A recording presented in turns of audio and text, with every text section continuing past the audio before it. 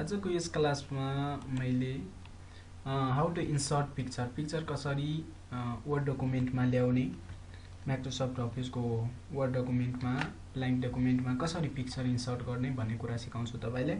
सबैभन्दा पहिला Win+R गर्ने रन मेनु खुल्छ अनि त्यसपछि हामीले चाहिँ विन वर्ड टाइप गरेर इन्टर गर्छौं। यसरी अब हामीले चाहिँ पिक्चर किन ल्याउँछौं भने एउटा पेज हामीले कुनै चाहिँ एउटा डिजाइन गर्यो, त्यो डिजाइनलाई आकर्षित बनाउनु छ भने वा कुनै व्यक्तिको मैले जीवनी लेखे, त्यो व्यक्तिको फोटो चाहिँ आवश्यक हुन जान्छ। त्यो व्यक्तिको कस्तो देखिन्थ्यो, कस्तो थियो भने त्यस्तो कन्डिसनमा हामीले चाहिँ पिक्चरको युज गर्छौं। र त्यो पिक्चर इन्सर्ट गर्ने काम इन्सर्ट मेनुको अप्सनल मेनु पिक्चर भनेर दिएको छ। त्यो पिक्चरमा हामी क्लिक गर्छौं, त्यसपछि यस्तो विन्डोज खुल्छ। इन्सर्ट पिक्चर भन्ने विन्डोज खुल्छ। यसमा गएर हामी पिक्चर कहाँ छ त्यो चाहिँ पहिला सिलेक्ट गर्ने। जस्तै म प्रोग्राम भित्र मैले फोटोशपमा पिक्चर राखेछु। त्यो पिक्चरहरु यस्तो छ है।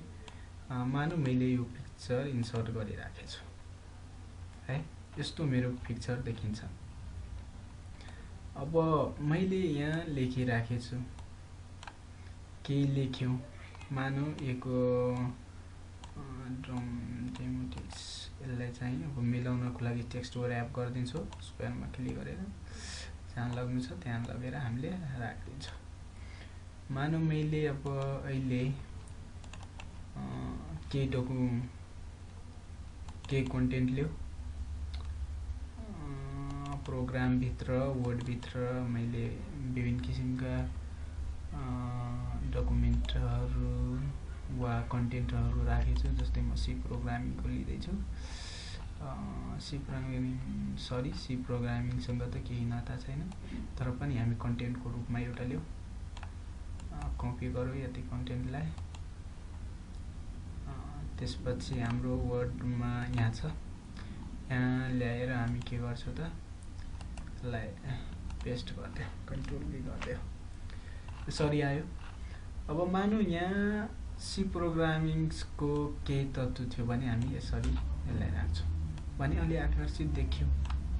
यसलाई यहाँ पनि हामी राख्न सक्छौं, यहाँ पनि राख्न सक्छौं, दायाँ पनि राख्न सक्छौं, बायाँ पनि राख्न सक्छौं। यसरी नै हामीले चाहिँ फोटो, अब फोटोमा पनि विभिन्न किसिमका डिजाइनहरु हुन्छ।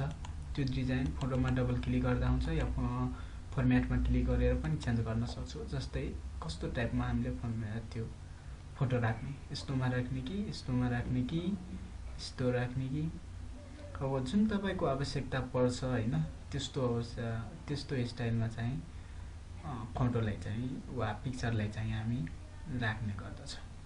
जस्तै मलाई यस्तो आवश्यकता पर्यो, यस्तो मलाई राम्रो लाग्यो भने मैले यस्तो राखे, अलि यसलाई यसो गर्दिए। अनि अब यसलाई चाहिँ अब यसको बोर्डरलाई कस्तो कलरमा राख्ने, कालो छ अहिले, रातो नदेखिएला है, जस्तै यो कलर राख्दैछु म। अब यसको पिक्चर इफेक्ट कस्तो देख्नुहुन्छ, ग्लो कस्तो देखिनुहुन्छ, जस्तो चाहियो त्यस्तोमा क्लिक गर्दिने, त्यो आइहाल्छ। मानौ मैले मन परेन, अब स्याडो चाहियो मलाई, यस्तो स्याडो चाहियो कि यस्तो चाहियो कि यस्तो चाहियो, जुनसुकै चाहियो तपाईले चाहिँ त्यो सिलेक्ट गर्ने अनि क्लिक गर्ने। मानौ मलाई त यो मन परेन, अब समथिङ यस्तो राख्दा हुन्थ्यो कि, एकछिन हामी के गरौँ, यस्तै ठिक छ, मैले यस्तो राखेँ। ल अब यो यस्तो राखेँ, त्यसपछि यो चाहिँ इफेक्ट भयो। तपाईँ पिक्चरको इफेक्ट चाहिँ कस्तो राख्न चाहनुहुन्छ? सफ्ट इफेक्टमा यस्तो यस्तो भयो तपाईँको है, यसरी तपाईँको सफ्ट इफेक्ट भयो, त्यसपछि बेबल्स भयो होइन, त्यसपछि यस्तो भयो, त्यसपछि यस्तो, जस्तो सुकै इफेक्ट चाहियो, जुन इफेक्ट चाहियो तपाईँलाई त्यो चाहिँ यसरी राख्न सकिन्छ। त्यसपछि बोर्डरको, योभन्दा पहिला मैले बोर्डरको कुरा गर्यो। बोर्डर भनेको तपाईँको साइडको, मैले बोर्डर राखेँ, यहाँ साइडको जति छ सबै त्यस्तै कलरमा आएछ। मानौँ मैले यहाँ रातो राखेछु भने यहाँ रातो आउनुपर्ने हुन्छ, आयो। यसरी नै हामीले चाहिँ बोर्डर। त्यसपछि पिक्चर लेआउट, कस्तो लेआउटमा पिक्चर राख्ने? स्मार्ट चार्टहरू हुन्छ होइन, त्यो चार्टहरूको आधारमा चाहिँ यसले पिक्चरलाई प्रेजेन्ट गर्छ। यस्तो यस्तो कस्तो राख्ने? अब यहाँ पिक्चर राखेँ, पिक्चरको बारेमा मलाई 2 शब्द यहाँ लेख्नु छ भने मैले यहाँ लेखिदिएँ, कमेन्टको रूपमा यहाँ लेखिदिएँ। के लेखेँ त? Amit Kumar is my, Amit Kumar is my son. Okay, enter गरेँ मैले। अब नेक्स्ट लाइन मलाई लेख्नु छैन, त्यस कारण मैले यसलाई डिलिट, सरी यसलाई काटेर यसलाई डिलिट गर्दा पनि हुन्छ।